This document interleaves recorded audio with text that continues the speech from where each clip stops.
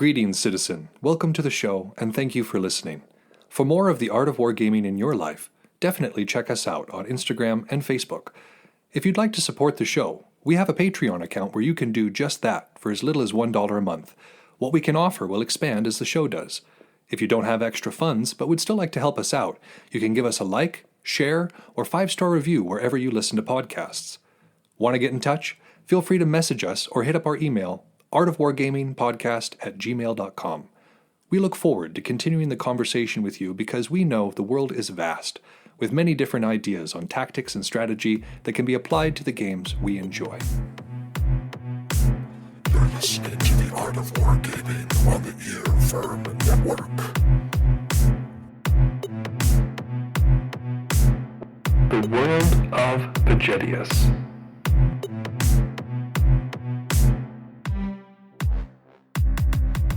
Welcome to the Art of Wargaming on the Earworm Network. I am Yaga Malark. And I'm Thumbs.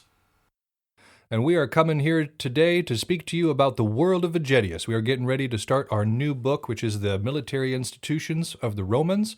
And we're going to kind of frame that for you a little bit today in this episode. But before we do that, we want to kind of apologize if we sound a little raspy or a little out of it. As much of the West Coast is experiencing, we are kind of inundated with smoke at the moment. And while we are both trying to mitigate it to the best of our abilities with air filters and tea and such things, there's only so much we can do. Yeah, there's supposed to be mountains that I can see outside, and I can't see them anymore. They're gone. No mountains. No mountains. I mean, the word Montana actually comes from a word for mountain, but you wouldn't know it right at the moment. So yeah, we just asked that you. I turned off my air filter this time because we were doing the editing for this last episode, and it was driving me crazy. I'm sure you guys aren't nearly as nitpicky as I am, but yeah, it was driving me nuts. So I figured we'd try it without this time around. Hope that the air is pure enough already. At least we're indoors doing it. Yeah, at least we're not like trying to do this on a mountaintop or something like that at the moment. That would be rancid. But yeah, we wanted to send out a thanks real quick. We have our Patreon up finally. It is live, as you would have heard in the script that we finally have at the very beginning of the episodes. And we have some patrons. I mean, within like 24 hours of the Patreon going live, these guys were already signed up wanting to contribute. So again, thank you guys so much for believing in the show and for wanting to support us and what we do. You're going to be getting your prizes here. In a little bit, we're going to be sending out those stickers to those of you who got stickers, and the Discord is up and ready to go for those of you who are wanting to participate in the Discord. Yeah. I've been posting stuff on there. But yeah, a big thank you to Carly, Joshua, Shelby, and Adrian. You guys are amazing, and we really appreciate the patronage, and we're going to keep up the good work to make sure we're worth it. Speaking of keeping up the good work, I needed to make a correction. One of the things we like to do on this show is uphold a certain degree of intellectual integrity, and that means that if we get something wrong, we go back and make sure that we correct that so that we're not putting bad information out there. And this was concerning 2 episodes ago when we were talking about Durdemarion and the Horde. I had talked about a particular tradition called the Witch Doctor tradition, in which they get up and they're talking about all these stories that came before and they're adding their own to the mythos. I had wrongly attributed this tradition to Horde as a whole. I was reminded that this is actually a Goblin tradition, specifically. Now, all of the Witch Doctors happen to be Horde members, but it is not a Horde-specific tradition. So I just wanted to make sure I got that out there, because again, we don't want to be putting bad information out onto the airwaves. So we're sorry to you Hordelings that we may have offended with our misinformation, and hopefully we have redeemed ourselves. Man, I had to do a correction on General Nerdery last week, and there's always this moment when you're listening back and you realize you said something wrong, where you're like, oh Gut no. punch. Yeah. Yeah, it was like with that one, the one where we were talking about the Civil War, and I had wrongly talked about West Point and confused it with the Citadel. I was sitting there, we got done with it. I was like, I feel like I said something wrong. I'm not quite sure what it was. It took my father saying, hey, by the way, this was slightly not correct. And I was like, oh, no, you're right, Dad. Oh, that bothered you for a week and a half before we got to fix it. I'm glad we got to fix it. That's one of the nice things about being able to put these out semi-frequently is we can actually make corrections. Maybe not as quickly as we would like to, but we are able to make them. So again, goblins, witch doctors, they're their own thing. Absolutely cool nonetheless. And I still am looking forward to seeing many more of them. Please don't put golf balls under my tent again, Horde. I remember my very first Chaos Wars. That was a long time ago. I don't need that in my life in these days. My back I couldn't handle it. The good-natured, slightly irritable humor that you saw the next morning would not be there. Like, I'm too No, there old would for be that. the ambulance at this point. I'm over 30. Yeah, no doubt. No doubt, yeah. So the next order of business is we have finally closed the polls on the next book after Vegetius. I had kept them open a little bit longer than I had intended to because of the fact that there was dead even there for a while. Management of Savagery and Che Guevara's On Guerrilla Warfare were neck and neck, and I didn't want to end the poll before we had a clear winner, lest we have a situation like we did with Vegetius and Frederick. And so finally, the gridlock was broken, and we have a winner. We are going to be doing The Management of Savagery by Abu Bakr Naji after we do Vegetius. And so that's also probably going to include some other jihadist writings on the subject as well, just because The Management of Savagery is relatively small, and they're kind of in the same group of knowledge. So it's going to kind of be a combination series of episodes, and we're looking forward to sharing. That's some literature that I think people are even more unfamiliar with than some of these older texts. Is some of these writings that have come even during our current age from groups that we've been fighting against. Are we doing what was it? You said that Castro being the second place? Are we doing that after? No, we're going to do a revote at some point. Like after we do Management of Savagery, we're going to start going back and looking over some of the books that were not selected in previous voting and start going back over those. Because we don't want, just because, On War didn't get voted in that one time doesn't mean that we're never going to cover Never happening. We're never doing it. No. Well, I'm sure you'd like that, but... Yeah, I've seen that book. That is a big book. It could be a weapon. It's a big one. Bring it on. Yeah. Phone book versus On War. Go. So yeah, we're going to be doing The Management of Savagery. Looking forward to doing that, a bit on asymmetrical warfare. And speaking of international matters, I figured it had been a while since we touched in and kind of talked about our metrics. This is not to say that I don't check them like every single day, because I am so excited to watch these numbers jump. I'm a statistician in my spare time. I enjoy statistics and probability, and so I like watching numbers behave, and so just watching just seeing this show grow in terms of numerics has been a lot of fun for me. And in terms of hard numbers, this is what we got. We have over 4,500 total downloads at this point, which I feel pretty good about. That's pretty awesome. We would have more than that because we lost all our old numbers when we switched servers. True. Yeah, so that, I mean, not a ton more, but more. Maybe 100 or 2 higher.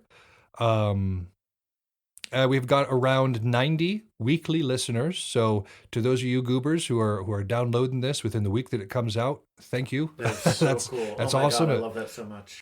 Yeah, it makes me feel good that you guys are eager to get access to the information. We're certainly eager to share it. So it's wonderful that we're able to make this connection. And then we are international. As I've said before, we are in the United States of America. We're in the United Kingdom, Germany, Australia, Sweden, Canada, France, Ireland, and other. I'm not sure what other is. It could just be numbers of downloads that are too small for the service to count. It could be countries that aren't necessarily categorized. You guys could be beaming down from a spacecraft, in which case, welcome to the planet Earth. Tyler was telling me about this. There's no industry-wide standard for recording, or how you record, like what downloads you're getting and like your metrics for podcasting. So there's a host of reasons why a country could be on other. The other. Okay. This is the one that actually kind of blows me away the most. The one that makes me like the most, ooh, hey, we're doing good. I knew we were going to get some listeners. I knew we'd get at least a few beyond our friends and family, which we've succeeded. I didn't think we were going to get that much outside of the country, especially since I think of this as Belagarth primarily. Because I don't play 40K. But so seeing this in multiple countries that our thoughts are worth listening to, just and Belagarth may be fairly America centric, but the idea of like medieval combat is certainly not. They've got that all over the place. And actually, one of the fellas I've been speaking to from France, I think it is, he participates in like a Viking reenactment that's a lot more similar to HEMA than it would be to what we do. But again, the lessons are the same. Yeah, it's just cool to me that how much of this was able to translate. I wasn't sure of how much that was going to happen, but seeing UK, Germany, Australia, Sweden, other reinforced that to me. But yeah, so this is exciting for us. Welcome again to all of our international listeners, and to those of you perhaps listening from a spaceship above the planet Earth. We appreciate your time and your attention. Lastly, before we get into this, the meat and potatoes of this one, I've been doing a couple of things 40K related, not playing games, mind you, because the social distancing thing is still fairly important to me and my family. But I picked up the Necromunda video game. And it was like this, we're recording this only a few days after it came out. And so while I've been very much enjoying the game, and it's the closest thing to 40K that I'm kind of able to do at the moment, it is a little glitchy.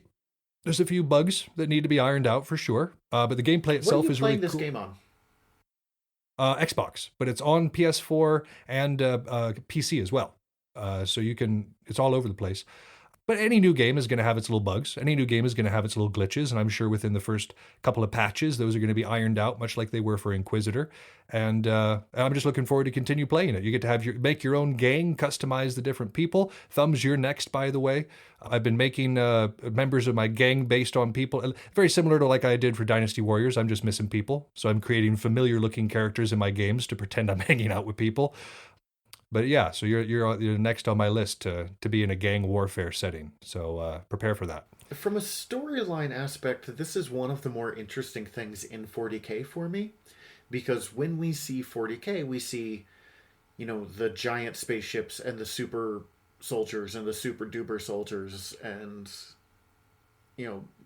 giant pyramid ships of robot zombies.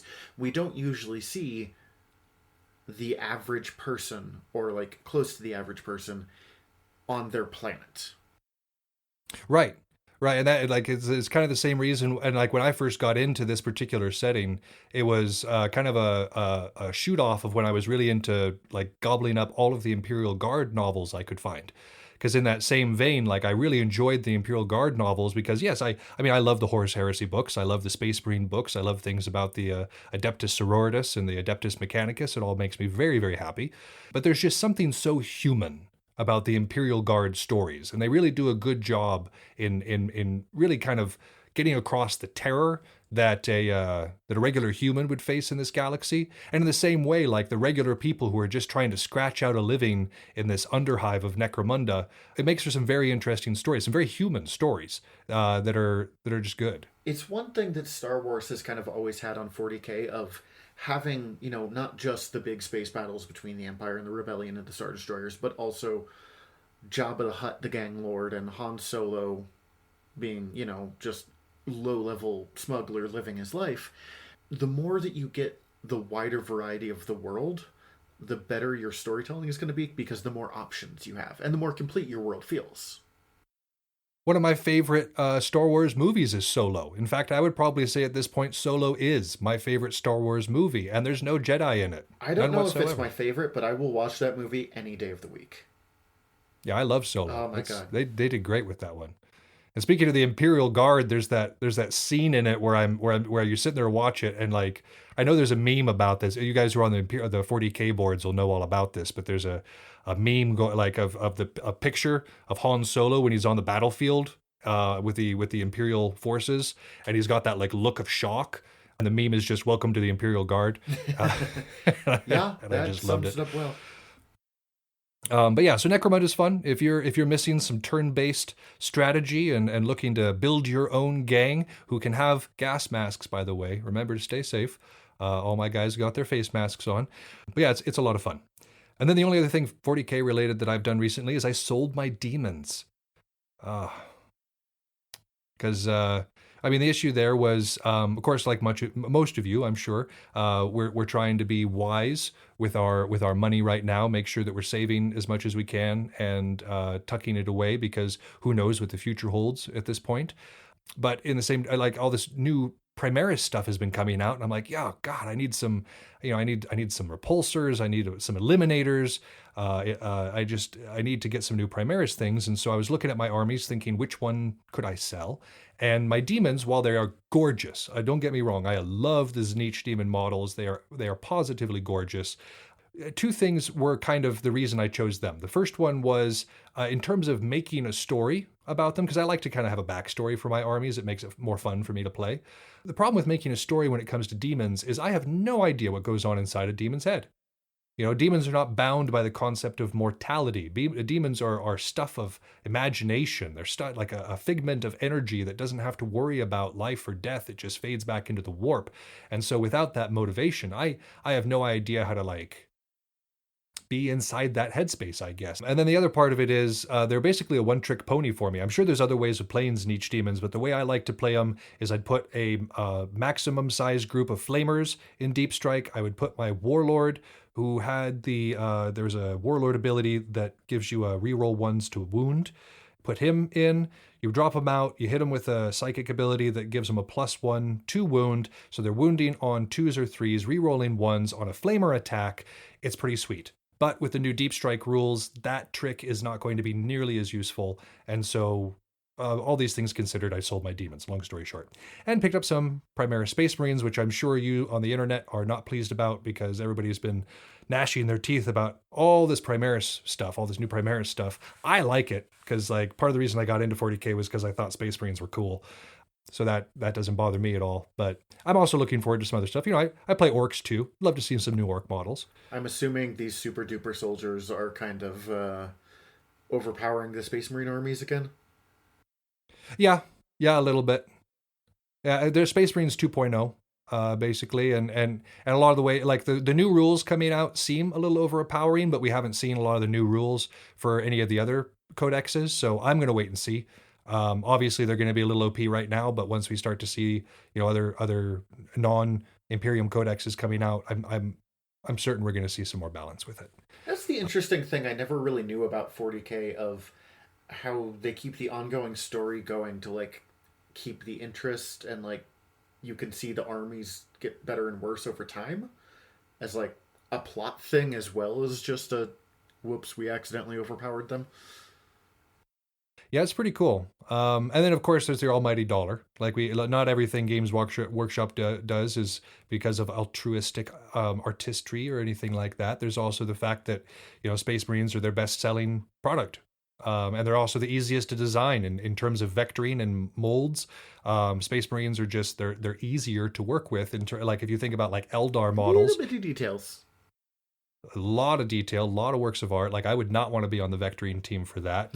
I would be pulling my hair out constantly, trying to be we need it to be spindly and delicate looking, but not just snap the second somebody puts pressure on it. There's a lot of stuff that goes into designing some of those other stuff. Whereas again, a Primaris Space Marine is just a block of plastic with eyeballs. It's easy to churn those out. Sometimes. Not to poo-poo Games Workshop or anything like that, but I absolutely understand some of the decisions they make. And then we also, if you want to go on our Facebook, I think by this point, 2 weeks from now, we'll still have the Pick Your Favorite Helm thing going for Thumbs' next project, where he's going to be doing his next helm based off of a design that we have on our Facebook page. That is going to go until, I'll be honest, I'm not entirely sure when. It's going to go until I have an open space and go, that'd be a good project to work on right now. And whoever has the most at the time wins. Easy enough. So if you want your vote to be counted and you want to, make sure that a cool design, they're all cool designs, but the design you think is coolest gets made and chosen. It's been kind of fun because there is, I think, 3 historical ones and 2 or 3 40K ones. And, keeping track of which ones are getting the most likes and stuff. And some people are just picking, all the 40K ones. They're I don't care which, I just want it to be 40K. And others are picking just the historical ones. They're as long as it's not 40K, as long as it's actual history, I don't care which one. So it's fun watching the divide in our listener base. Well, if you fall into one of these two camps, you will be disappointed. If you fall into one of these two camps, you will be excited. And we're not going to say who is who yet. Oh, yeah, because we don't know. But apart from that, I think that's all I got for an intro, Thumbs. What about you? Now, we got a lot to talk about. It might be a good idea to jump into it. Yeah, so let's begin first by giving you guys a chronology with our brief timeline.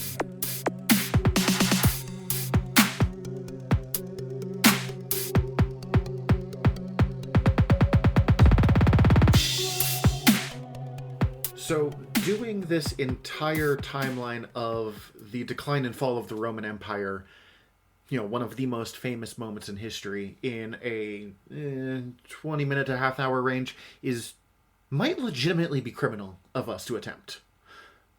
Yeah, no, this is normally a semester-long course, and that's usually like a cram course. Like that's one that people are really stressed out about. So yeah, it's a highly ambitious and probably bite off more than we can chew idea to think that we can cover this with any sort of succinctness in an hour and a half.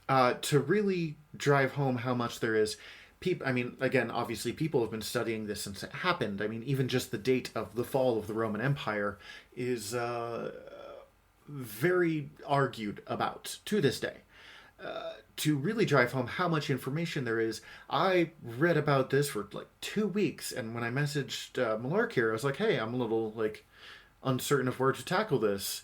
And you're like, oh yeah, me too. I mean, I don't even know how to bring up the Christian parts, and I hadn't studied that at all. But because of my training, I think I've spoken on here before, I went to school for religious studies, and one of my particular areas of interest was early Christian history.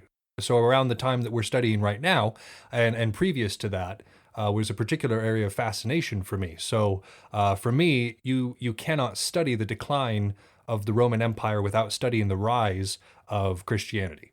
They complement one another. Oh, and as soon as you mentioned it, I'm like, oh, of course, that makes perfect sense. Why have I not been reading about that for 2 weeks?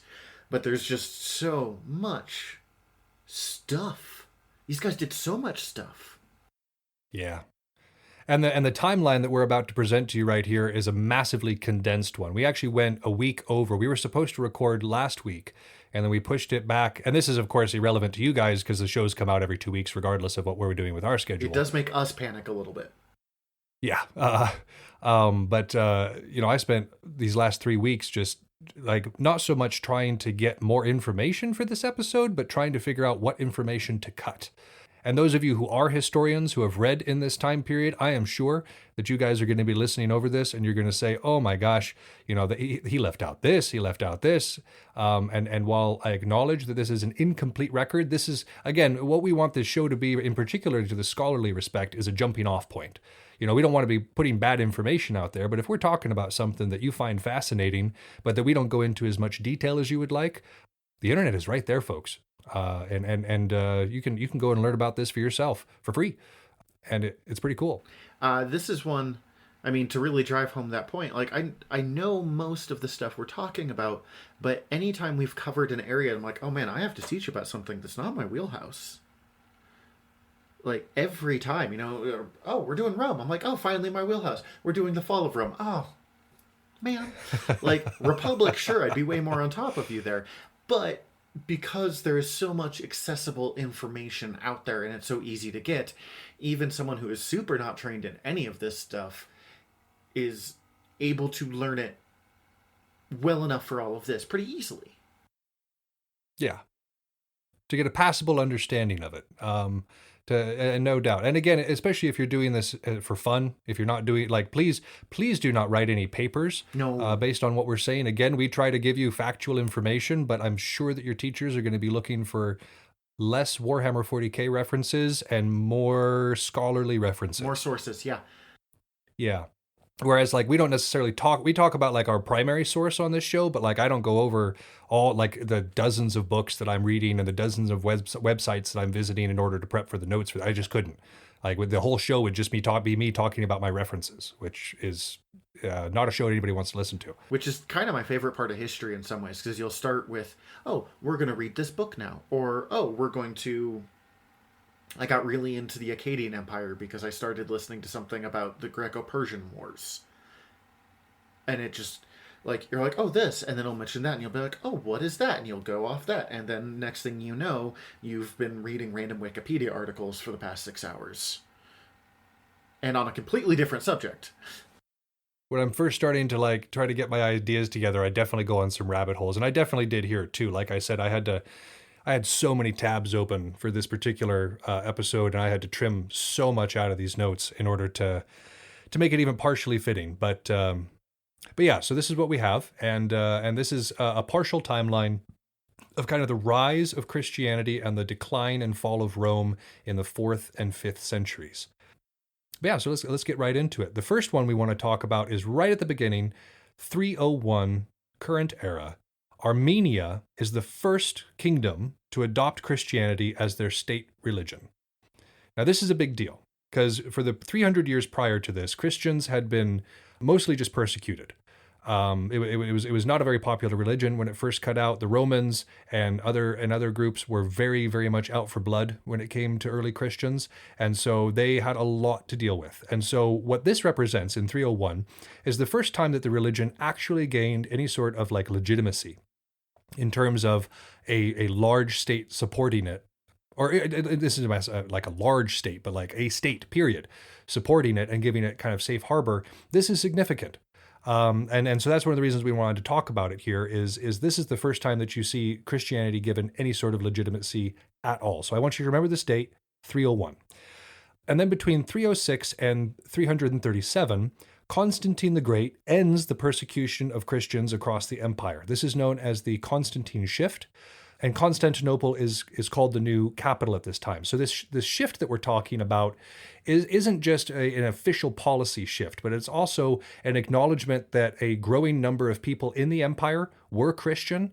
A number of state officials were becoming Christian. It was just an increasingly popular religion amongst the empire. And so this constant persecution of it was just interfering with Roman business. And so Constantine becomes the first one, not even a Christian himself at this point, by the way, becomes the first one to end persecution of Christians. He does convert later, I think, though, yes? Yes, right before he dies, he converts officially. But at this time in his life, he hadn't. But this overall policy shift over the course of his reign, it's really quite special, and it's something it doesn't happen very often in history that you have this kind of transfer of power occurring in this way and in such an official capacity. And also the shift to Constantinople, like this is something that's been going on for like the capital of Rome. It's been sacked a few times at this point in history, and the actual where Rome is in terms of borders and in terms of trying to control, it's actually kind of inconvenient in a lot of ways, whereas Constantinople is a massive city that was built on a causeway, like there's a canal going straight through it. So in terms of industry and commerce, like it splits the eastern and western world. It's right there, very well defended, great location in terms of like visibility and all that sort of thing. And so there was a lot of perks to switching it to Constantinople. But this wasn't the first time that Constantinople had been used, because up until this point, like the empire's split a couple of times. And so this isn't the first time that we see it, but this is when the official capital is moved over there. These people will continue to refer to themselves as Romans for the rest of their career, but this is a acknowledgement really of how big Rome has gotten at this point. Right, because if you think about like even just the issues with running a country the size of America right now, and we've got telecommunications and we've got the internet in order to like instantaneously transport orders and updates across the nation, we have trouble with command and control. I'm talking to you over a magic box right now. Right. Rome didn't have anything like that. Like the fastest you could go was the speed of a horse. Mm-hmm. Or a ship. But even then, like if you were trying to get from one end of the empire to the other, or even from one end of the empire to Rome, like you're talking about several weeks, months worth of travel in order to do that. Like that's not expedient. And so like again, this multiple capitals thing that had occurred was as much administrative as it was defensive. Now, help me out here. Is this where they have officially shifted to the like Eastern and Western Roman Empire, or am I getting ahead of myself again? You're getting ahead of yourself a little bit sorry. This point. We don't quite have the like this is still just the Roman Empire, but the capital is no longer Rome. It's Rome outside of Rome. So Constantine is also significant because in 325 he calls the first of the ecumenical councils, the Council of Nicaea, to end the Arian controversy. So before we get into this a little bit, I wanted to talk a little bit about what early Christianity looked like. So what we know of Christianity right now is largely a Trinitarian interpretation of it, because that's what made it into the Nicene Creed during this time of kind of solidification and categorization of the religion. But prior to that, like in these centuries, like you had all sorts of different beliefs concerning Christ, concerning God, concerning the nature of the Holy Spirit, concerning life after death. Like there were all these, like we would not have recognized early Christianity based on on what we know of it today. Because there were just so many different interpretations of what was going on. And these different interpretations were not just casual disagreements or you have your way of doing things and I have my way of doing things. They would evolve into brawls. They would evolve into violence. They would evolve into lack of cooperation between dioceses. Like it was an issue. And these conflicts, these kind of intersect conflicts were causing issues for the greater empire as a whole. And so Constantine sits down the elders of these various sects and he says, you guys figure it out. We need one version of Christianity that you all can agree to so we can stop having these arguments and we can just move forward. So you guys are going to sit down and start talking about this. Now, and of course, I'm sure he would have liked it all to be worked out in 325. These councils continued for quite some time after this, but this was the very first one. And it was to end a particular controversy, which was the Arian controversy. Now, when I say Arian, the spelling of this is not Aryan. So we're not talking about white supremacists. Arius, Arius, so the same thing here, Arian. Arius was a cleric from, again, this time period, and he was preaching a doctrine that was kind of radically different than what was accepted at that time. And in particular, this was in concern of whether or not the Son was co-substantial with the Father. When you think about the Trinity, for those of you who haven't studied Christianity, Christians believe by and large in the Trinity. The Father, the Son, the Holy Ghost. Father, Son, Holy Ghost, correct. But the particular, like again, there were a lot of topics that have been discussed over the course of these councils, but at this one in particular, it was over the idea of, is the Son co-substantial with the Father? Which is to say, has the Son always existed with the Father, or does the Son come from the Father, was created by the Father, and therefore the Father would have existed without the Son at some point? And so again, like you wouldn't think, like we're talking about this right now and it'd be like, oh, that's an interesting question. But at the time, it was the source of a very, very heated and violent controversy. And so this was they weighed in on obviously that God and the Son are co-substantial. Even before Christ was physically on the planet, he was, floating around somewhere with God the Father. He's always been there with God the Father is what was decided here. I probably went more into that than I needed to, but I figure a lot of you probably, this is the first you're hearing about it. I know a lot of Christians. Half of it, yeah. I know a lot of Christians who've never heard about these councils and who don't know the history within their own church. And so this is a chance for me to share a little bit of that knowledge. And I apologize if I go off, but I did go to school for 8 years for this, so it's one of my passions. But yeah, so this is a big deal. Again, they're sitting down and they're being like, we've got all these different interpretations, all these different ideas. You guys need to start figuring this out. Another fun little piece of trivia about this first council, the Council of Nicaea, is and again, this hasn't necessarily been substantiated. This is a myth within the Catholic and Orthodox churches, but this is the first mention of Saint Nicholas, and he is reported to have slapped Arius like during the council. Which I think is fun. You think about he's gotten a lot nicer over the legends. Jolly old Saint Nicholas just going up and just dropping somebody with a pounder to the face. Just, man, that's a good image. I like that image. Moving on, quite a bit actually. We're going to go all the way forward to 376, about 50 years later, and the Visigoths fleeing the Huns are allowed, and this is me making air quotations, allowed to cross the Danube into the Roman Empire. So this is significant because while quote-unquote barbarians had been admitted into the empire previously, they were forced to assimilate. It didn't matter necessarily what ethnic background they came from. It didn't matter what language they spoke or whatever. They were required to become Roman citizens. and everything that entailed. This is one of the first instances of that not occurring. Of you have a large ethnic group, a whole tribe that crosses into the empire in its entirety without forced assimilation. I'm sorry, I was going to say that of itself is kind of a big deal. What were you going to say, sir? I was going to say partly they just didn't have a choice. There was just too many of them. They were stretched too thin at this point, and Right.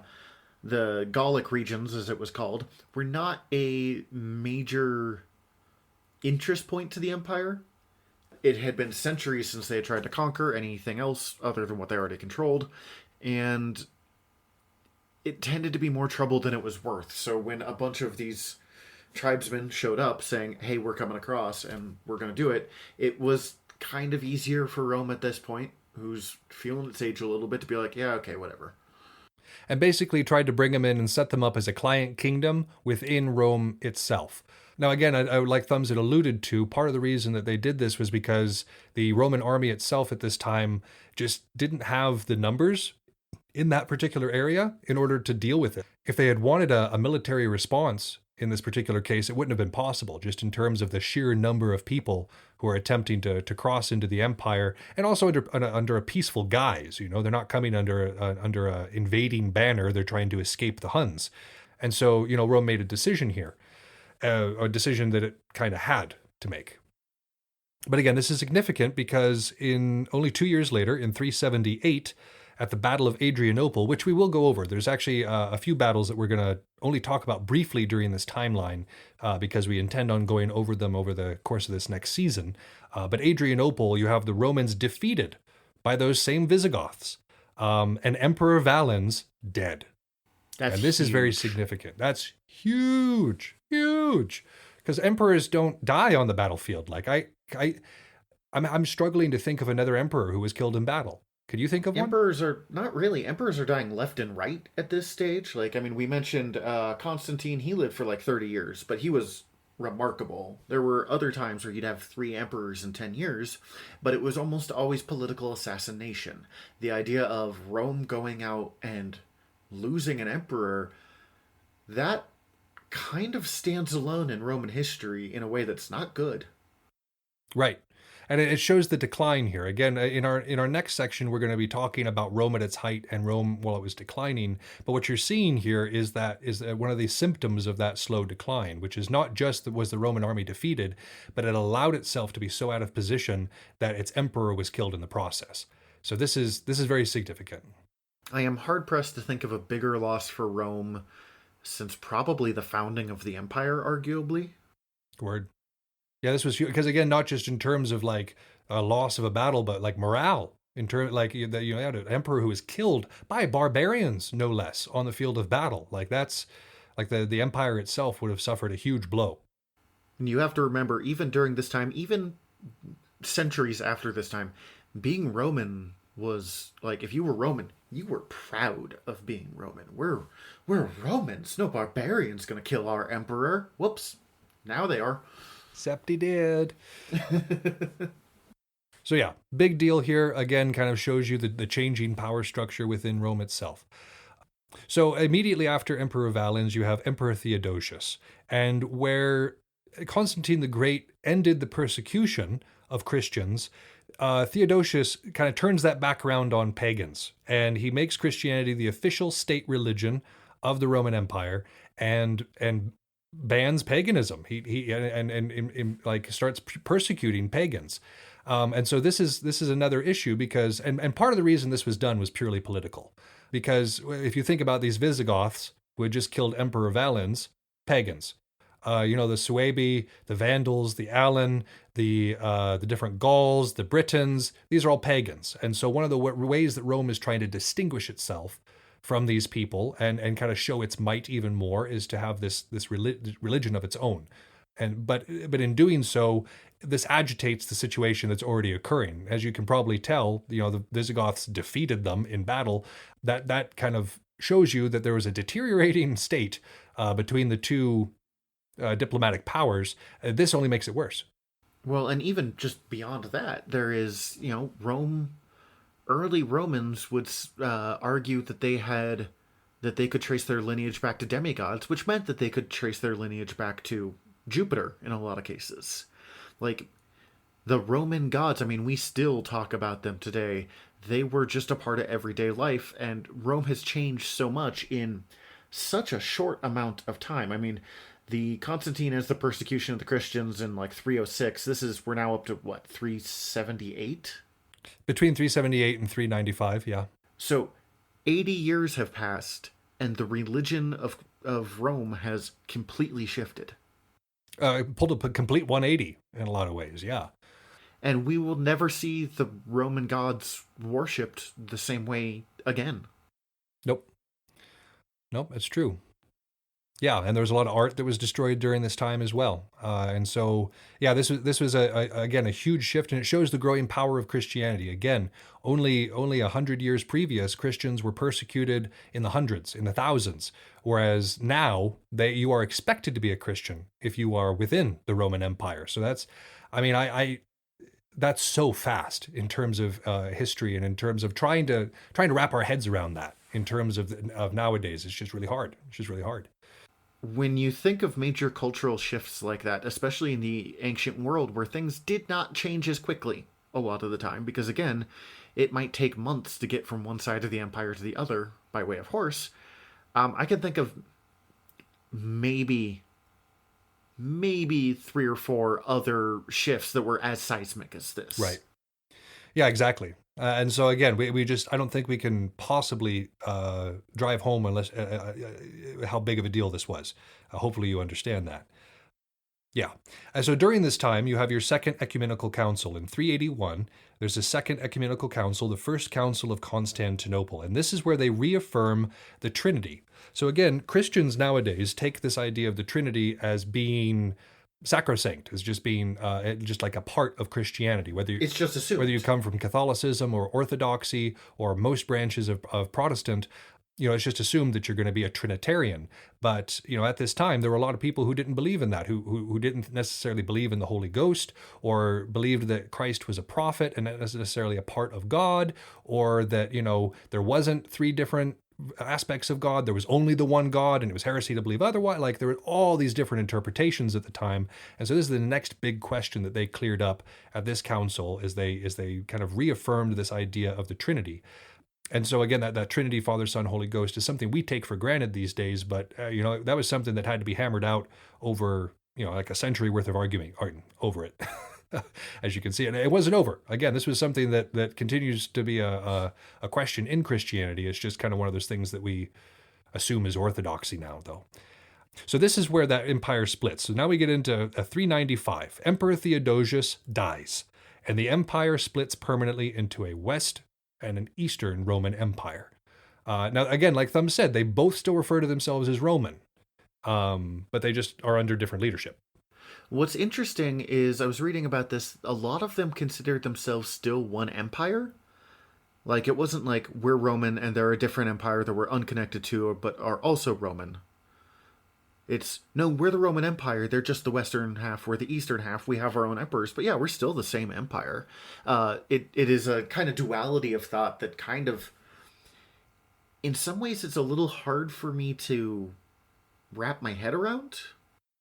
It is interesting. You'd think that, because again, it wasn't the people, though. It wasn't like you had the eastern half of the empire rebelled against the western half in order to gain independence or one way or the other. It was just the empire was so large and unmanageable that they just decided to split. So but the people were like, nah, we're all still Roman, no big deal. Whatever, yeah. It wasn't a big change for them. It's interesting, the idea they came up with of who's going to be emperor in these various things, the idea was well thought out, and it did not last long because it was way too complicated to last. Each side had... This always makes me think of like the Sith rule of two. Each side had two emperors, Augustus and Caesar. The Augustus would be like the Sith master, like, I am in charge, I am the Roman emperor. The Caesar would be their apprentice. Basically, like, I will be the next Augustus, and then I will pick a Caesar for me. I'm second in command. I am heir to the throne. The flaw in this plan is very, very, very obvious. That Caesar is going to want to be Augustus. Sooner than Augustus wants to pass it over. Yeah, and if that one dude just happens to die, then I become Caesar. So I don't remember if there were attempted assassinations or if there was concern over, oh man, that guy might want to assassinate me. I know both things kind of came up, but this concept falls apart within like 2 generations, and they'll try and bring it back every once in a while, but they don't.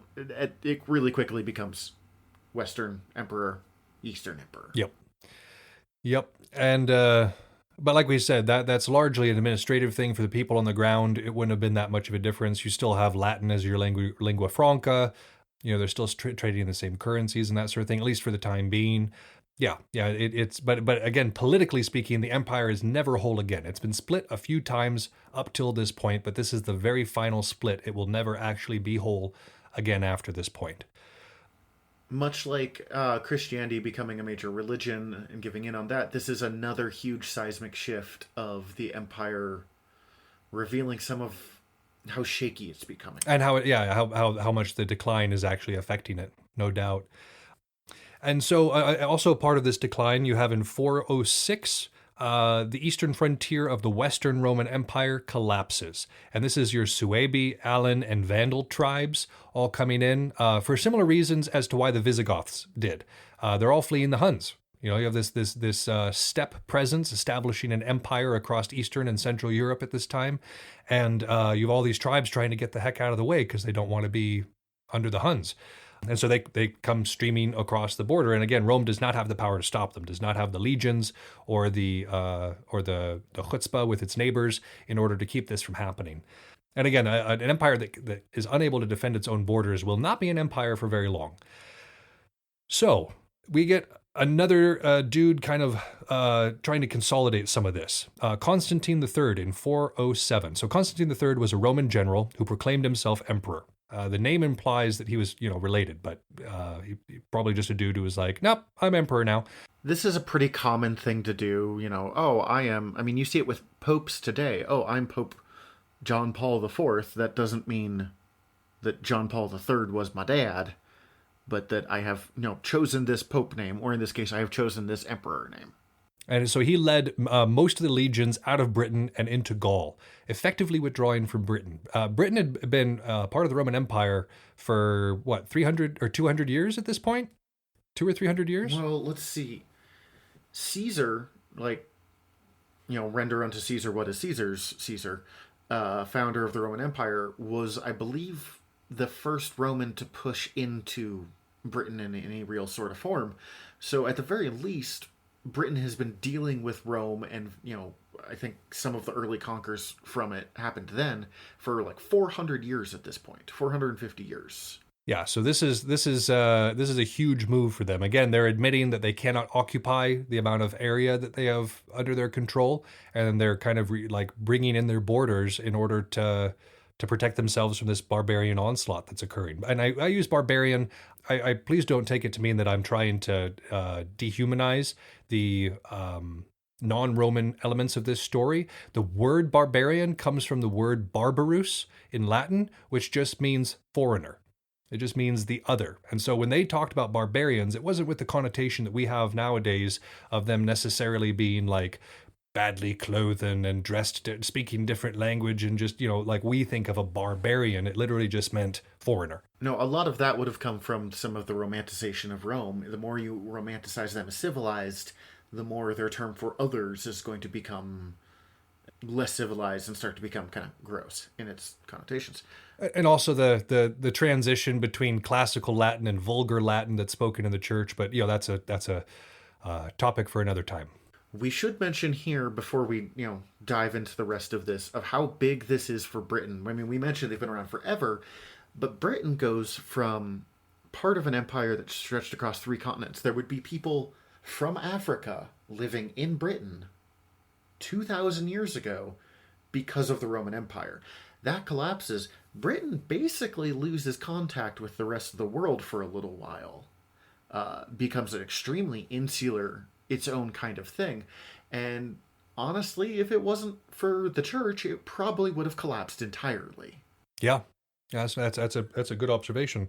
The church was the glue that was kind of binding everything together. That was giving an idea, like a shared idea of connection between Romans at this time. Yeah, especially now that it was the state religion, had been for a while. Well, and this would go on for over 1,000 years, basically. Yeah, Like, yeah. So yeah, this is huge. They withdraw from Britain. 3 years later, in 410, Rome is sacked by King Alaric of the Visigoths. So the Visigoths managed to beat Rome at Adrianople and kill an emperor, and now they have sacked Rome itself, which again didn't happen that much in history. And even though Rome is not necessarily the capital of the greater empire at this point, Constantinople, even if we're talking about the two separate sides of the western and eastern, Constantinople is the more important of these capitals at this point. It is still a huge and debilitating loss in order to get smacked like this in Rome itself, sacred Rome. politically, not a huge deal. Morally and emotionally, this traumatized the rest of the empire for the rest of its existence. Both of the empires. Rome hadn't been a capital for something like a century at this point, as we said. But as I said, everyone is still, we are Romans. And now Rome just got sacked. Rome hasn't been sacked in something like 500 years, I It think, had been a at while. this point. Yeah. It had been before the Empire, back during the Republic. So this was a blow. I mean, other Romans had taken over Rome. That's fine, whatever. We're Romans. We're like fighting amongst ourselves. But someone else coming in is just mind. It was mind melting to these people. Exactly. Sorry, there's a dog barking outside my shed. I don't know why there's a dog barking outside my shed at 11 o'clock at night, but there is a dog barking outside my office. It's fighting ghosts. Yeah. Fighting ghosts. Sure.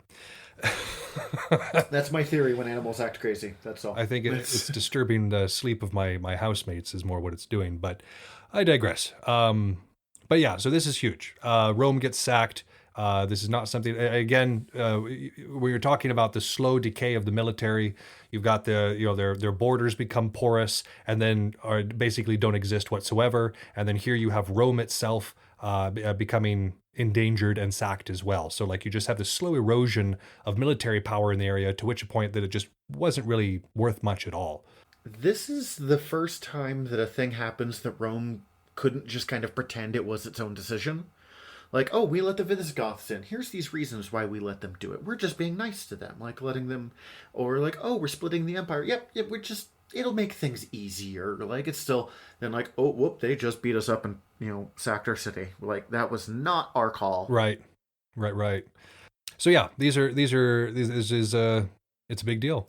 So a year later, in 411, the Suebi, and remember this is one of the tribes that we mentioned kind of crossing en masse in 406, they established the first independent Christian kingdom of Western Europe, and this is Galicia. And again, this is a big issue because again, while there were different groups operating in Western Europe at the time, and while there were different threats to Roman power, you had this tribal group that set up a state in direct defiance, like in Roman lands, being like, oh, nope, this is where we are now, and you can't do anything about it, and setting up their own independent state. Now, they had been sufficiently Romanized at this point in order to be Christian, so it's the first independent Christian nation of Western Europe. That's actually kind of another big change, because before this, the way they had dealt with the rise of Christian is, Christian, Rome, same thing. This is the first time Christians are doing it without Rome's authority, basically. Well, again, you had Armenia in 301, but that was kind of a one-off until the empires got a hold of it. But yeah, this is, like you say, this is a big deal. Like this is a kind of a show again of the proliferation of Christianity and the kind of cross-cultural power it had at this time. Because remember, when Christianity first came to be, it was a Jewish phenomenon, and then it became a Levant phenomenon, and then it became a Roman phenomenon, and now it is a phenomenon that is extending outside of the Roman Empire to people who were previously considered barbaric. So yeah, again, this is huge in terms of the proliferation of it. Around the same time, in 413, St. Augustine begins to write The City of God. This is one of his most famous works, and it kind of details the differences between Rome under the pagans and Rome under the Christians. Now, the way he writes it is just a scathing review of pagan Rome that absolutely blows out of proportion a lot of the early Roman policies, but it also very succinctly points out the flaws of those Roman empires and kind of the moral failings that they had, and kind of points to how Christianity could fix those things. Not saying that it always did, not saying that Christian rulers have always been just, but just the ways that it could be better underneath Christianity. It played up the more salacious parts of Rome so we could talk about why his version was better, but also had some points to it. And this was one of your very first texts that you see where you get a very heavy crossover between a political and religious conversation regarding Rome. Because again, when we talked about Rome in most other times, especially classical Rome, even by the Christians, was still being very much romanticized. Like they looked at the early days of their empire, and even the Christians would look back and say, those were the days. St. Augustine was one of the first ones, and this was very controversial at the time, to come right out and say, nope, I don't like anything about the early Roman Empire, and really took a critical stance on the issue. And the fact that he wasn't immediately executed for it says something about the changing dynamic within the empire itself. At this point, anytime we tell you a new thing, we can kind of just assume, oh man, this is another sign of how bad things were getting, or just how much they're changing. Because in terms of like Christianity, like some of this stuff was good for Christianity, but like obviously the decline of Rome, how bad they were getting for Rome. Yeah, no doubt. So, we're going to flash forward several years and go to 431. We have your third ecumenical council, the first council of Ephesus, and this is where they uphold the title Mother of God. So if you come from particularly the Orthodox or the Catholic traditions, you're going to hear Mary, the mother of Jesus, referred to as the Mother of God. Up until this point, that was a disputed title. There were a few people who said that was kind of heretical and was kind of setting up a polytheist system, implying that there was a divinity outside of the Trinity, and just this whole blah, blah, blah, blah, blah, blah, blah. And eventually, of course, they decided that yes, Mary occupies a special place in the pantheon, and she has this title, Mother of God. She is not a god in of herself, but she is the Mother of God. Again, a lot of people talked for a lot of times about these specific wordings. This is one of the first times I've heard of a religion going that direction. Like, usually, like, oh, this god had a kid, they may or may not be a god or a demigod or something in between. I can't think of many other religions where a human had a child that became a god on its... I'm not sure if I'm explaining that right. Well, I see your point that you're saying. No, that's true, and but in a lot of ways, Christianity was very kind of a new idea to the world. Like it had evolved from the monotheistic tradition of Judaism, but took on its own spirit very quickly. And again, this to me is kind of the increasing signs of the Romanization of Christianity, because again, in early Christianity, you had this very broad, very open idea, like all these different sects that were all worshiping in their own same way. But like here, you have this need to canonize it, to put it down into law. And this is because, again, when you see that Constantine makes it into a state religions need laws because they're a part of the state. And so that's when you start to see these councils kind of coming in. So this is the idea of that the Romanization of Christianity as well. And in terms of some of these titles in the same way. So back to our friends, the Vandals. We haven't talked about them in a second. In 439, the Vandals conquer Carthage. So Carthage, of course, if you remember from the Punic Wars, was Rome's old nemesis that then became one of the protectorates under Rome and the kind of the seat of the power that Rome had in Africa. Like, of course, you had Egypt, but between Egypt and Carthage, that's how they controlled Africa. And so when the Vandals get far enough south in order to conquer Carthage, that's a big deal. Again, we've been saying that a lot. We were going to say that's a big deal, that's a game changer a lot, but that's because they are. I can't think of an earlier time in history where a European, and I mean like not even Greek, but like deeply European country or like people get that far into Africa. Like, I mean, Greeks were European, but they're on the Mediterranean. They're right there. The Vandals had to go a ways to get there. Like if the Gauls got down there. Yeah, exactly. Yep. And so again, this is also again we're showing that the borders in the Roman Empire no longer have any sort of meaning. There's barbarian groups that are running ad nauseum all over the place, and they get as far as Carthage. And this effectively ends Rome's control over Africa. After this point, they have a really hard time holding on to that aspect of their empire. In 451, our fourth ecumenical council, the Council of Chalcedon, establishes Christ as one person with two natures. Again, there was a huge debate over this, whether Christ was fully man and wasn't spirit at all, whether or not he was a fully spiritual manifestation and not a man at all, whether or not he was man and spirit half and half, or what they ended up finally deciding on was he was fully man and fully spirit simultaneously, one person with two natures, and they just chalked it up to a divine mystery. Use both. Don't ask questions. We can't get it. Yep, and again, it was to clear up this ongoing question. Again, we got 4 centuries worth of is he, isn't he going on, and so this was one of those moments where they cleared that up. But again, I think this is interesting, especially if you're a Christian nowadays, to kind of think about what Christianity looked like before all these councils. Also in 451, big year, the Huns defeated the Roman, or are defeated by the Romans and Visigoths at the Battle of Chalons.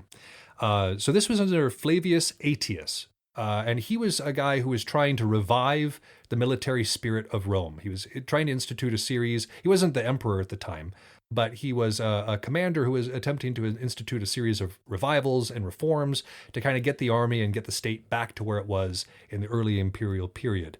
But the fact that the Visigoths, you see the Romans and the Visigoths defeat the Huns here, it's one of those the enemy of my enemy is my friend kind of scenarios. Like the Visigoths and the Romans are like, hey, we're not buds necessarily. Like we've got some issues that maybe need to be resolved, but these Huns are a bigger issue. Can we just put aside our issues and chat about this Hun thing for a second? And remember, 500 years before this, the Roman legions were unbeatable. Right. The most impressive force that the world had seen at that time, no doubt. There was, maybe if in the, kind of imaginary matchups of, how would some of the Chinese groups of the time gone up against the Roman soldiers, but anyone Rome met at the era, it beat. At least through attrition. And this time, this is one of the fact that they had to go to the Visigoths. Is it the Goths or the Visigoths? Sorry. Visigoths. The Visigoths, who sacked Rome not that long ago, and be like, help me out here. Oh, that's big. And so again, like we were saying, this is another sign of Roman decline. Not only are they relying on a heavily mercenary force at this time, but they are partnering with other groups in order to make their invasions possible. So again, big deal. The next year, in 452, we have another really big year because 2 landmark things of our story take place. The first one is the metropolis, of Aquileia is destroyed by Attila the Hun. That's right. Attila has entered the scene, the greatest of the Huns, the man under which the Hun Empire would achieve its greatest heights. Yeah, it comes in, and so Aquileia is huge. Think about something like London or New York City in terms of like a cultural hub and also just a huge place. A huge place that was had multiple suburbs and all this sort of thing just destroyed by Attila. And so at this point, everybody in the Roman Empire is really worried about this. There's not a whole lot that can be done. That same year, Attila starts to get really close to Rome, and based on what he's done, again, some of the other groups that have sacked Rome, they've taken it and they've taken the political seat, but they've left the architecture and a lot of the artwork and stuff intact. Again, they'll take a few statues back to their home cities or whatever, but there isn't a whole lot of rampant destruction. They're like, give me your gold, we're going to knock down your doors. Right. Whatever. And then we'll sit in your big chair. But the Huns were known for their just complete destruction of places, just burn it to the ground sort of mentality. And they did not want this to happen to Rome because not only was Rome still just like a symbolic and spiritual seat of a dying empire, but it was also a place of learning, a place of art, a place of buildings and history and all these things. And so they did not want it destroyed. It's roughly 1,000 years of history at this point. And so that same year, Pope Leo I meets with Attila in person and convinces him not to sack Rome. Now, I want to go over that one more time because that is very significant. Pope Leo I meets with Attila in person and successfully convinces him not to sack Rome. This is not an emperor. This is not a general. This is not a state diplomat. This is a pope, somebody who is separate from the state apparatus, meeting with somebody, and it is being respected. Again, we're talking 400 or 150 years before this. Christians didn't have a safe place to rest their heads. They were being persecuted all across the empire. They didn't have legitimacy. They didn't have a voice. And here you have the leader of the Christians conversing with this incredible commander, this incredibly successful commander, and convincing him not to do the thing he wants to do. That's just, oh my God, that's scary. At this point, the church is more powerful than Rome can ever hope to be. And will remain so for a very long time, for like 1,000 years, if not more. You know, I don't know much about Attila. I've meant to read more about him.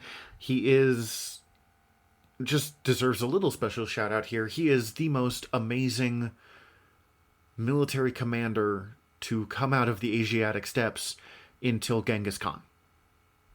Like, he is one of the most impressive, terrifying, probably terrible men in history.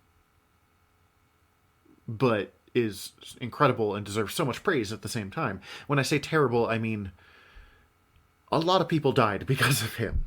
Like, that's not... He wasn't necessarily special for his time in terms of what we would now call collateral damage, but that's not necessarily to say that he was a saint by any means. But he was real good at what he did. Right. And that was destroy things and make an empire.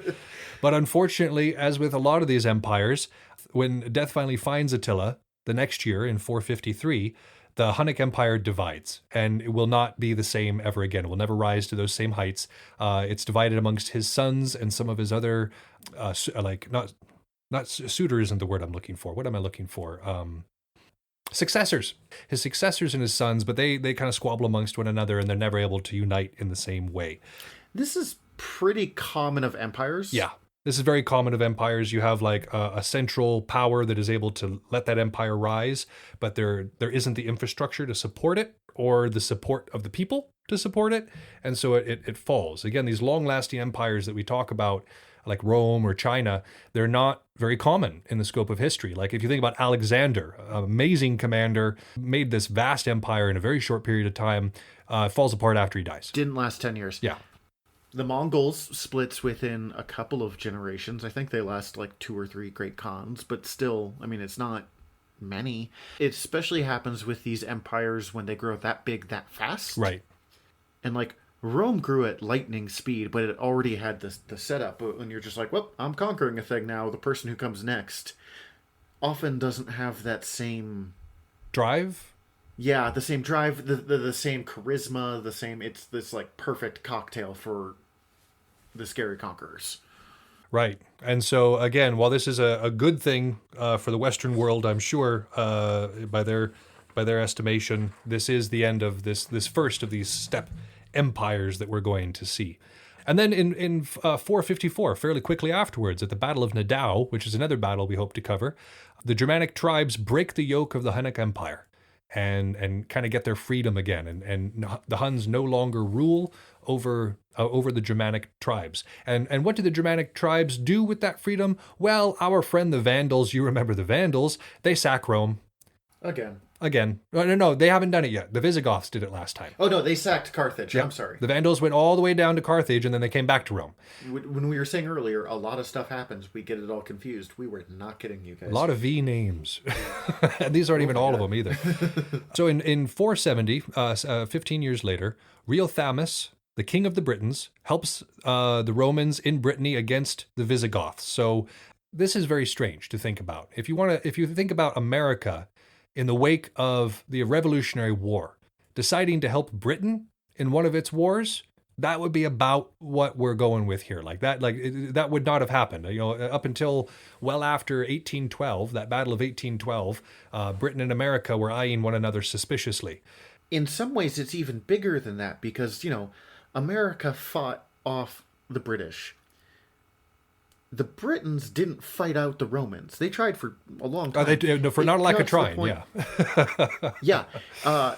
It got to the point that they weren't worth Rome's time. These people who weren't worth Rome's time to protect has to now come in and save Rome. It's also just fun mention in the theoretical age of when King Arthur would have happened, if you like read a lot of the original texts, would be around this time in history. Now, all those stories are ahistorical as heck, but super worth reading. But the idea is that it was around 400 or 500 AD. Actually, King Arthur, in one version of the story, conquers the Western Roman Empire. It's weird. It's a great story. Not important to this, but just to put a little bit of the age that we're in into perspective a little here. Yeah. Yeah, and this is an age of myth, and like all sorts of things are happening. Yeah, there's a lot of things in Western culture that we can kind of point to this age about, much like that. So within 10 years of this, though, Rome will have officially fallen. According to the historians' estimates, it either happens in 476 or 480. So in 476, the Emperor Romulus Augustus is deposed by Odoacer. This is the traditional fall of the Roman Empire. So you have a non-noble person who is basically taking over the position and knocking the emperor off his throne. And this is the final straw. Nobody believes in the strength of the Roman Empire kind of after this point. And even though it kind of continued in name for a while, and in 480, you have the assassination of Julius Nepos, the last de jure emperor of the Western Romans. What does de jure mean? I don't actually know. Oh. De jure is like in name, Oh, okay. Yeah. More accurately, he would have been the one of the first kings of Italy in terms of like the amount of size that he had and the amount of power that he had and all that sort of thing. This is the beginning of the kingdom of Italy, but they were still calling themselves at the time the Roman Empire. Now the Eastern Roman Empire lasts for nearly 1,000 years after this. Now they keep right on trucking. Now they in history we call them by a different name, the Byzantians or the Byzantines, right? But like Thumbs pointed out to me earlier, if we went back in time and tried to refer to them that way, they would have looked at us. That's a word that we've assigned to them as historians, a name that we've assigned to them as historians. But you'll find these a lot of times, especially if it's getting confusing because they're not the Roman Empire, but they are the Roman Empire. They're the Byzantines. Yeah. Yeah. But yeah, if we went there and we're like, oh, you're the Byzantine Empire, man, Rome fell, they'd be like, how dare you say Rome fell? We're Rome, son. Those Westerners, whatever, I don't care. We're the Romans. So, there you have it, folks. That is our quote-unquote brief chronology of the fall of the Roman Empire between 301 and 480. And here in our next section, we're going to kind of analyze this a little bit and talk about what contributed to the descent of Rome.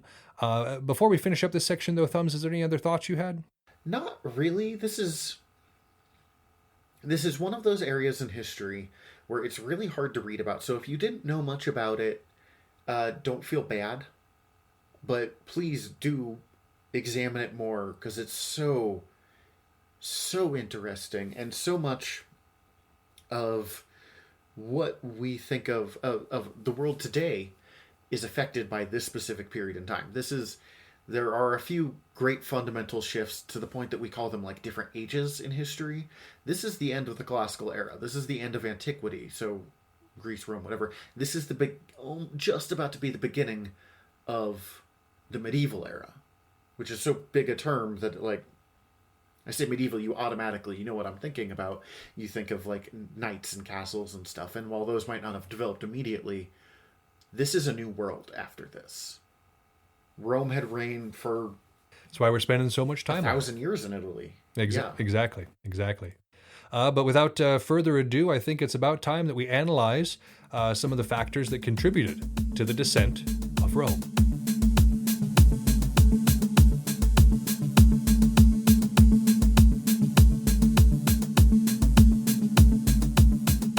To define the descent of Rome, I think it's a good idea to start where Rome was under its height, so we can kind of establish a comparison of what the two might look like. Again, to reiterate, there's a lot of material here that we are leaving out. There are whole 20, 30-page dissertations and theses still written on the fall and decline of the Roman Empire. So please do not think that what we are providing here is a complete story or would even hold up against a dissertation panel. You can find 20 to 30 page writings about just each bullet point we have on this. Yes, you can. So again, we're pouring over this stuff pretty quickly, but we're going to hit the main points that we kind of think were the biggest contributing factors. So let's talk about Rome under Trajan, which is when it was at its height. So this is between 98 and 117 AD. And so what kind of defined this period was, if you look at the army, it was the soldiers were in large numbers. You had large numbers of trained, well-supplied, disciplined soldiers that were drawn from a growing population. And so not only were they plentiful, but they were also very good. Again, as we've talked about, they were the best in the world at the time, at least in conventional warfare. Again, there were some isolated incidents like with the Scythians and that sort of thing, where the Roman tactics were kind of proven to have holes in them. But as a overall rule, Rome was the most powerful army at the time here, and this is part of the reason. They had a comprehensive civil administration, thriving cities, and effective distribution of public finances. So again, we're supposed to be trying to contrast this. So the late Roman Empire of the descent period that we're talking about, they didn't have these large numbers of well-trained, well-supplied, disciplined soldiers. They didn't receive that great of training. Their supplies were kind of meh, and the discipline was also kind of meh. A lot of the Roman armies in the late and fall period were mercenary and auxiliary forces that were not trained or equipped to the same standards as a regular legion would be. Now, they always used lighter soldiers, or client kingdoms would send soldiers, but more often than not in the early days it would have been cavalry or archers. Rome was very obsessed with, we do heavy infantry, this is what we're good at, we're Romans, this is the best way to do it. We'll leave the archers and the cavalry for other people for the most part. So the fact that the legions weren't that anymore, that they weren't just bringing in mercenaries or other people for cavalry, but to do the legion's job, that's insane. That is... Yep, and it shows again how the power had kind of declined at that time. So again, in this height, you have this comprehensive civil administration, your thriving cities, and an effective distribution of public finances. The exact opposite was true during the decline. The the civil administration was lackluster at best. The cities themselves were not doing that great for a myriad of reasons. And then the public finances were being distributed to Rome. They were going to Rome itself, to the coffers of the emperor. But in terms of like being distributed for the public to use, no, not so much. This means roads, bridges, all sorts of infrastructure stuff. Infrastructure. So when we're talking about the literate elite of the Roman Empire, at its height, they were united and had common roots in Roman and Greek culture. So they had common stories from which to pull from, common lessons, common priorities that they were all working towards as a society. Whereas in the later stages, the illiterate elite were not united in this way. They were drawing from a bunch of different sources, some of them which were fairly anti-Roman sources. And so you had a lot more argument amongst the intelligentsia than you had in those earlier periods. The culture at that time also, at the height, promoted a knowledge of military and civil administration for prospective leaders. Now, by the time of the fall, your leaders didn't know their butts from their elbows when it came to administration in a lot of ways, because they had never really had to do it. They were just nobles who wanted to be emperor, and so they became one. Whereas in this earlier period, especially under Trajan, if you were the son of an emperor and you were going to be emperor, you were raised in a very strict way in order to be worthy of that title. If you were somebody who earned it from outside of the imperial family, it was because you already had an effective eye for civil and military administration. And so it wasn't necessarily an entrenched part of the culture. It was just the way the culture was set up, in that in order to do well politically, you had to prove yourself a capable administrator, not just at the city level, but also of an army. This meant that people who made it to a high level of leadership were already well versed in those subjects. Whereas again, in the late empire, that was not the case. Again, you had people who in charge who did not know what they were doing, and that definitely hurts an empire, no doubt. This is kind of a double-edged sword of Rome had a problem of uh, basically the military was in charge because especially during the Republic days, their two main people were also the military commanders, and this had become a problem for Rome because it meant that you were using either the military for political advantage or politics for military advantage. And they were like, well, that has gotten us into a bunch of trouble. We just need to separate those. And it led to the exact opposite problem of their people weren't properly educated anymore. Yep. And in terms of economy, though, under its height, there was a wide-ranging trade network providing diverse goods to even the most modest households. So even if you weren't one of the rich patrician class, you were still able to get a diverse foods and just goods from all over the empire. Where again, as we were talking about, as Rome is descending, slowly its different provinces are being chipped away, and of course those trade routes are being eroded. So the diversity of food and that sort of thing is dwindling by the year at that time. At its height, Rome rewarded its centurions very well and expected them to be literate and respectable members of society. So the centurions of ancient Rome would have been a lot like our NCOs of today, so like your sergeants and that sort of thing, not officers, but let's face it, in charge of everything that happens in the army. So under Trajan, again, they were required to be literate. They were very well rewarded for their service.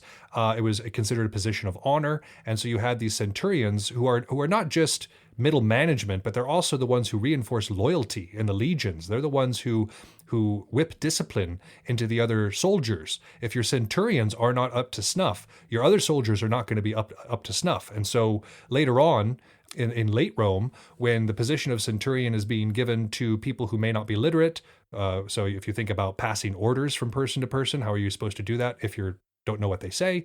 And in terms of they weren't as well rewarded, and sometimes it was just straight up nepotism. Like, I like this person, they're going to be my centurion, not they deserve to be a centurion. So this was a huge issue as well, because again, you can imagine that a well-trained and motivated NCO caste makes for a well-motivated and trained soldier. Involvement in city governance in these early periods was seen as a privilege. It was something that was to be done well, and it was something that if you were selected for it or if it fell to you, it was something that it was an honor to participate in. This had completely changed by the late stage time. I mean, the Senate had been completely dissolved at this point. They didn't have senators, period. And then at the local level, city governance was like, well, why would I want to be a city governor when I could be emperor? So there was just this lack of desire. Like, there's still a duty, still an obligation, but it wasn't seen as being a good thing anymore. There was a thing that I was reading that was talking about part of what made Rome so effective was this really obsessive, your own personal glory that you're fighting for. But in the Republic and in the early Empire, you weren't just fighting for your own personal glory. You were also, through your glory, making Rome better. When it became much more, and especially as, some families would work for generations to get them to a place where they could be a senator. When you don't have that, when it's much more like the emperor or nothing, there's a lot less honor in those lower positions, so there's a lot less for the good of Rome, and it becomes much more about your own personal aggrandizement as beyond I am aggrandizing myself to aggrandize my country. Well, if you think about the mark of the early Roman legion, Senatus Populusque Romanum, for the Senate and the people of Rome, that was the driving chant behind it was their motto for the longest time. But then once you get the Senate being dissolved, how are you supposed to say for the Senate and the people of Rome? That doesn't exist. Or the emperor, 40K loves it, but otherwise it's a little sad. This is indicative of the increasing selfishness of the ruling class of the empire. And lastly, under its height, one of the other big strengths of the empire was that the polytheist cults that existed at that time were widely varied, but they were also very mutually tolerant. Because there were so many different manifestations of paganism at that time, everybody was more or less accepting of all their neighbors and just being like, oh, these are my gods. Oh, those are your gods. That's neat. Whereas under the institution of Christianity, you had that tolerance, that diversity disappearing. And in place of it, you had a system of oppression that kind of took its place. And that's, of course, much harder to maintain. If you're trying to maintain civil order and police people's thoughts, that's a lot more job, a lot more work to have to do for the state. and not all successful. This openness to polytheism and to multiple religions and cultures and stuff, it is not a requirement of great empires, but a lot of empires that were, this is the biggest empire we had ever seen to this point. The Achaemenids, the Romans here, the Mongols later. That tended to be a really big aspect of the really big successful empires. Of, sure, you can worship whoever you want. It's not the rule, but it's often enough that I think it was worth mentioning. Yeah, worship who you want, just pay your taxes. Has been a very successful motto for a lot of different groups. Historically pretty solid. Yep. So those were the things that were working well for Rome at its height. But even at its height, there were systemic weaknesses. There were still things that would eventually contribute to the fall of Rome and to its decline. There's 4 big weaknesses that we want to go over. The first one is that Rome still had what we classify as an early subsistence economy. So what that means is that it was, of course, the economy is based off of subsistence things like grain or barleys and that sort of thing. But the big issue with this is that they had no germ theory. So molds and rots and bacteria and all the other things that can befall a crop were very much all over Rome. And so Rome was very much prone to famine. You know, if there was something that was wiping out crops, like, it was an issue for more than just that province. They did not have a good way of stopping it. You have to remember, germ theory as we know of it today is only a few 100 years old. Yeah, not very old at all. Louis Pasteur. So this is, centuries and centuries before that. If one thing went wrong, it went bad for everybody. Yep. And kind of in that same vein, not having germ theory, they had very poor hygiene as a general rule. Again, if you were dealing with like the ruling class, the patricians or your emperors, they might bathe more often.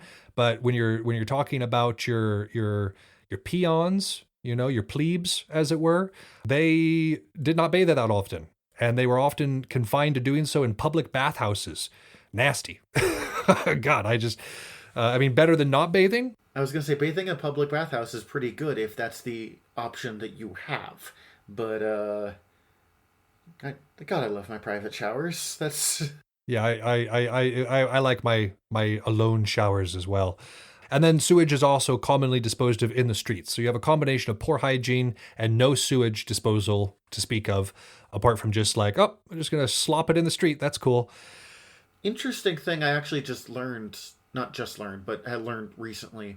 The first sewers in Britain were built by the Romans, but it wasn't so much about what to do with your waste, but more what to do with, like, rainwater. Yep. Yeah, because the rainwater was a much bigger issue in Britain than it was in in Italy proper. So they're like, we'll build these tunnels, but throw your poop on the floor. That's fine. So the third point here kind of stems from that last point when we were talking about poor hygiene and the sewage disposal. The third point is that there was a very high infant mortality rate and maternity mortality rate in Rome. You had widespread diarrheal diseases, partially probably because of the poor sewage disposal. So these are things like cholera or dysentery.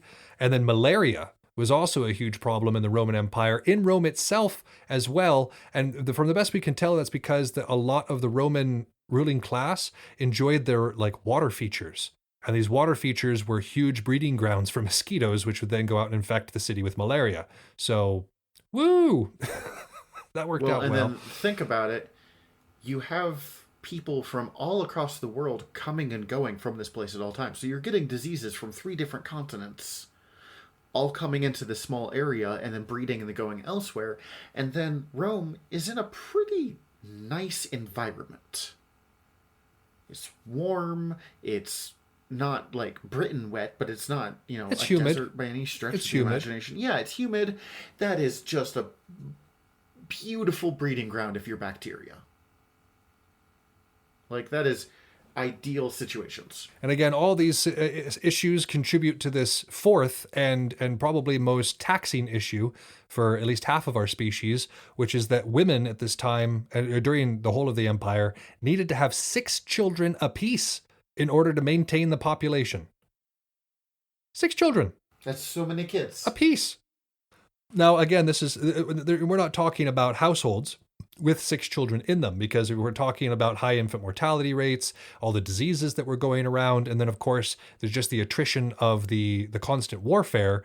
Of course, these 6 kids aren't sticking around for long, but like this was just the number of people that need to be having, not needed to survive, but just be having in order to maintain the population. That's quite a bit of a strain on every household. I was reading about, I think, Victorian Britain, and right before that, that's centuries later, but with the idea of mortality rate, even then there was something like a 50% chance that most kids would die before they reached the age of 10. Right. Like, and that, without germ theory, that's true a lot of places. There are so many things that can kill you if you don't have antibiotics Or vaccines, or whatever or else vaccines, have you. or what modern medicine. So you'll read in like, oh, that person had 8 kids, and you're like, good God. But maybe 3 of those kids would make it to adulthood in a lot of cases. Yep. So these are the issues. These are your systemic issues with Rome, and they were definitely they became big issues as time went on. So in 150, so this is, say, if anything, they only ever got worse. yeah. So not too long after Trajan, you start to have the first of these issues start up, and the biggest one is the climate shift that occurs from 150 onwards. And so this climate shift worsened the growing seasons in the Mediterranean. And it also led to some widespread famines. So if you're trying to maintain a large empire with a big stomach, that is not a good thing. And then you had the Antonine Plague that was busy between 165 and 180. And what this did was it really hurt the army. They think that it was probably smallpox. But what it did is it hit the army particularly hard, and it really affected their ability to maintain border security. Now, again, it would be another 200 years before it really, really, really started to break down. But this is around the time that you start to see an increase in the use of mercenary groups in result because they just couldn't supply the bodies from their own people because of this plague. Yeah, we lost so many Romans, so I guess we'll pay you to come help out. One of the other big issues was that the state itself was constantly destabilized by civil wars, as they were the main method of changing regimes. If you wanted to have a new family in power, there had to be a war in order to do it, and people have to fight wars. So that was destabilizing in itself. You have extreme wealth inequality. Now, this had existed from the earliest days of the empire itself, this extreme wealth inequality. But in these times, in the time of the descent, that wealth inequality was more detrimental to your average citizen, and the wealthy were more prone to acts of cruelty. So before, they kind of felt betrothed or beholden to the people that they were ruling over. But at this time in history, like there were executions and beatings in the street. Like there were no human rights to speak of, and the ruling class was definitely abusing the lower class, and that led to a widespread civil unrest. Well, the wealth inequality is sort of, in some respects, how the Romans built their empire on accident. Yeah. Because they went, oh man, this wealth inequality is such a huge problem. Let's put everyone in the military and make that like a good money maker, like pay them decently there. And then, whoops, we made this empire with all of these people. But when the military starts breaking down, there's a lot less options for advancement under Roman society. So that was an issue. On that same idea of the military, constant frontier warfare had divided and reduced the legions to a point that they were no longer effective in the way that they had been. More and more of the taxes went to the emperor and to the empire itself, to the coffers of Rome, rather than the local governments. A huge part of Rome's success when it was at its early imperial stage was that it had a decently high tax rate, but those taxes went straight back into the local economy, either building infrastructure, investing in farms, whatever the case may be. At this time, though, all that money is traveling straight to the purse of the emperor, and you don't see it being returned to the local governments in order to improve them. And thusly, you had a massive reduction in public works projects like bridges, roads, statues, monuments, all those things, and mostly just maintenance on the things that had come before. There's that old phrase, all roads lead to Rome. All roads did, because they just, our legions are going out, have them build some roads at the same time. Why not? Roman engineers are the reason that was the case. Yeah. And they were paid. That's not true anymore. Bridges are falling apart. The aqueducts aren't working the same way. The roads just gone. And so all these things combined, as well as factors we haven't mentioned here, again, this is a very simplified report on the descent of Rome, but these things combined largely contributed to the destruction of the biggest empire on the planet. And I think this serves as a word of warning to all countries and all empires and even all realms, like even within like Belagarth and that sort of thing. Do not think that you are too big or too good to fail, because Rome thought the same thing. I mean, just in Stygia, we went at one point from like 25 people down to like 3 or 4 people for a summer. Yep, we had, and our descent could like a lot of these factors were in place during that descent too. Yep, you could trace down a lot of the problems that we had, and sometimes, in some cases, it was just people were busy. But I have seen realms fail for significantly smaller things than this. Yeah, but if you've got all these issues going at the same time, yeah, that's the mandate of heaven has been lost and the state is failed. So yeah, that's the larger part of our episode. We're about to go into our last section to talk to you a little bit about Vegetius, but before we do that, Thumbs, did you have anything else to add on the descent to Rome? I do not. All right, well, let's get into our last section on Vegetius himself.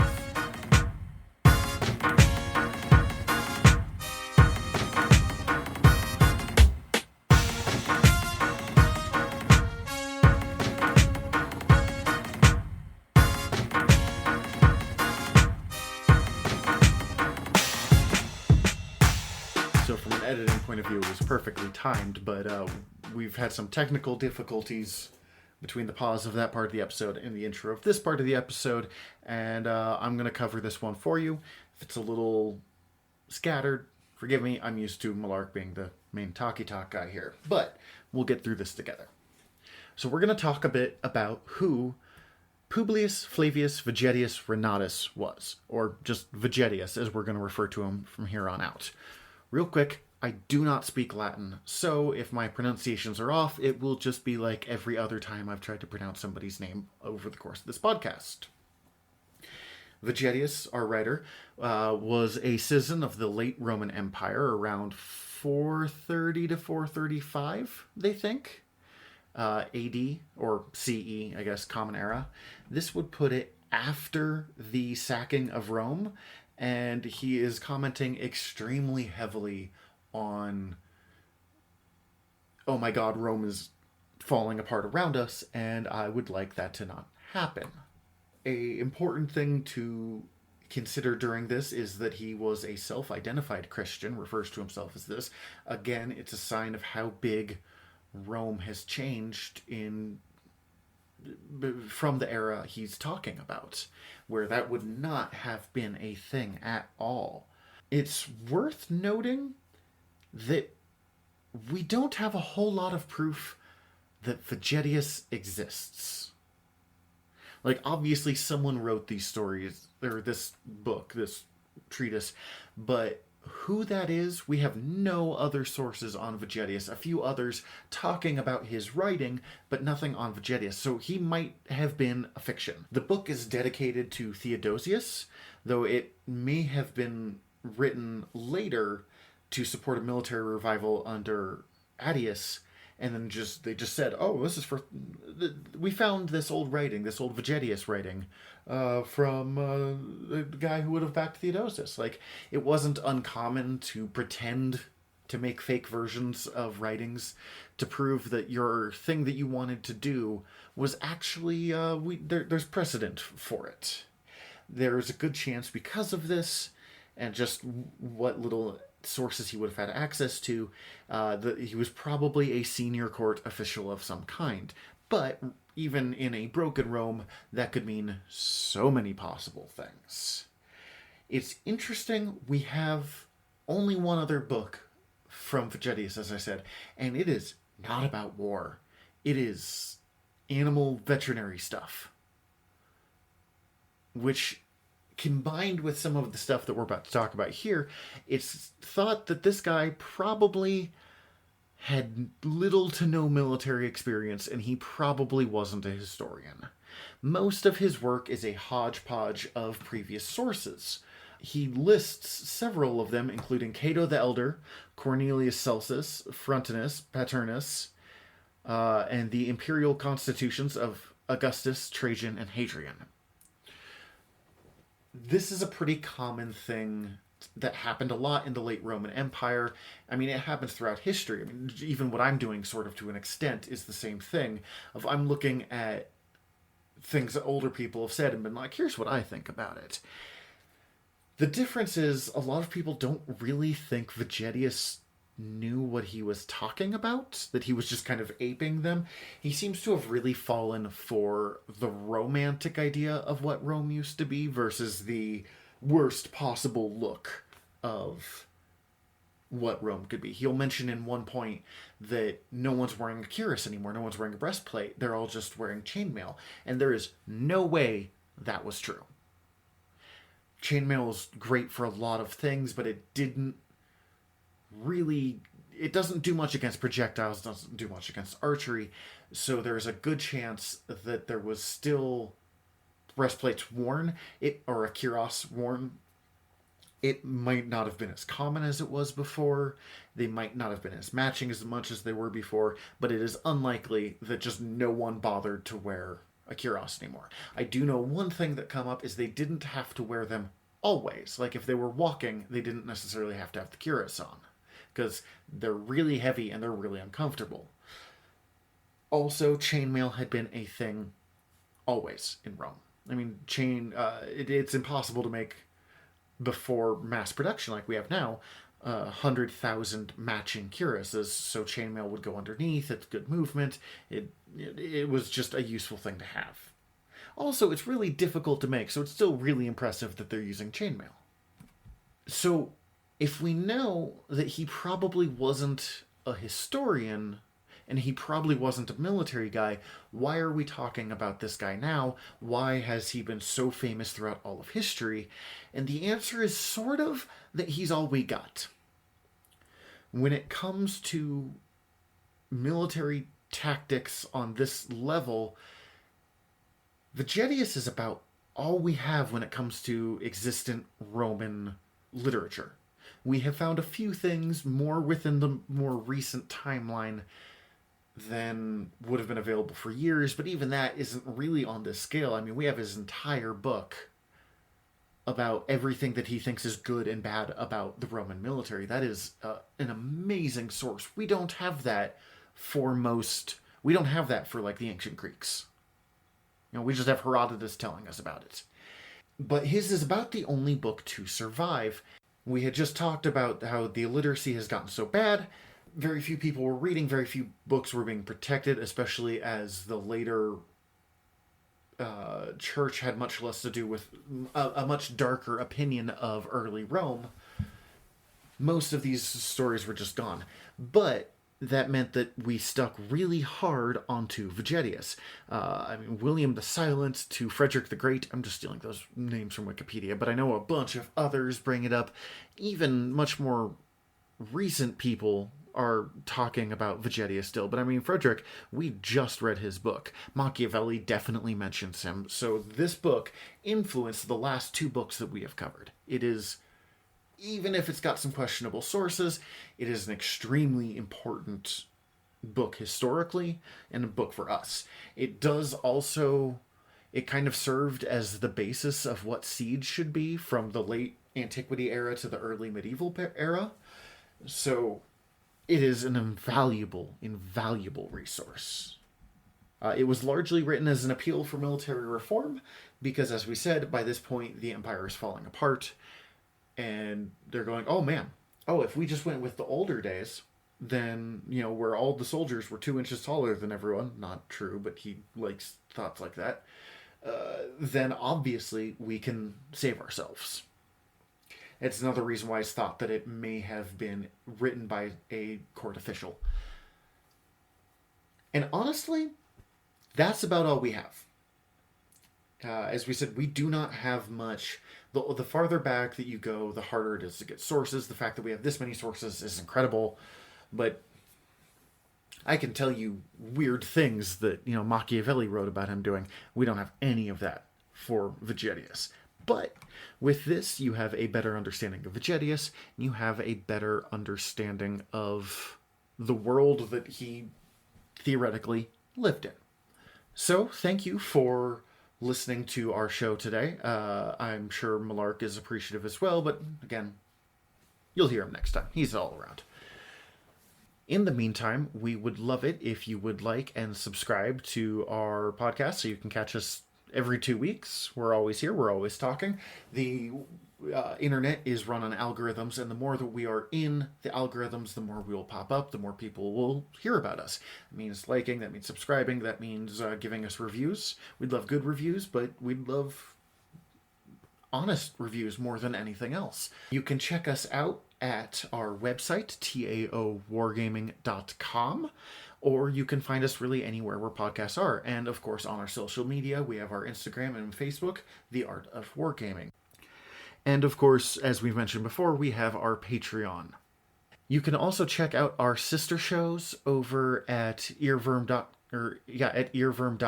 We are part of the Earworm Network. That is EARVVYRM.